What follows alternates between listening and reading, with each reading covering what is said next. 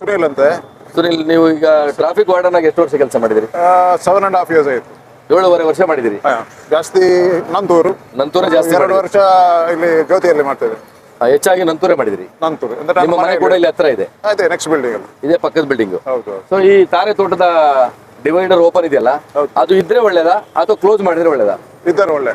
ಇದ್ರ ಪ್ರಕಾರ ಅಂದ್ರೆ ನಮ್ಗೆ ಇಷ್ಟು ವರ್ಷದಿಂದ ಈಗ ಟ್ರಾಫಿಕ್ ಡೈಲಿ ಹೋಗಿ ಜಾಸ್ತಿ ಆಗ್ತದೆ, ನಮ್ಗೆ ಕಷ್ಟ ಆಗ್ತದೆ ಅಲ್ಲ. ಎಲ್ಲ ಈಚೆ ಬಂದು ಟರ್ನ್ ಮಾಡುವಾಗ ಆಚೆಯಿಂದ ಬಿಡ್ಬೇಕು, ಇಲ್ಲಿಂದ ದೊಡ್ಡ ದೊಡ್ಡ ಗಾಡಿ ಬರ್ತದೆ.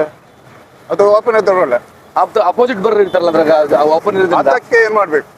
ಅದಕ್ಕೆ ಮಾಡೋದು ಅಲ್ಲಿ ಪೊಲೀಸ್ ಯಾವಾಗ ಇರ್ಬೇಕಲ್ಲ, ಅದು ಯಾರು ಇರ್ಬೇಕು. ಅದೊಂದು ಪಾಯಿಂಟ್ ಎಕ್ಸ್ಟ್ರಾ ಮಾಡ್ಬೇಕಾಗುತ್ತೆ. ಮಾಡ್ಲಿಕ್ಕೆ ಸರ್. ಆಮೇಲೆ ಕೆಲವರು ಈ ಕಡೆಗೆ ಹೋಗ್ತಾರೆ.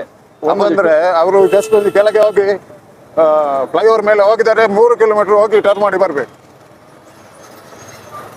ಹಾಗೆ ಅದು ಸಹ ಪ್ರಾಬ್ಲಮ್ ನೋಡ್ಬೇಕು.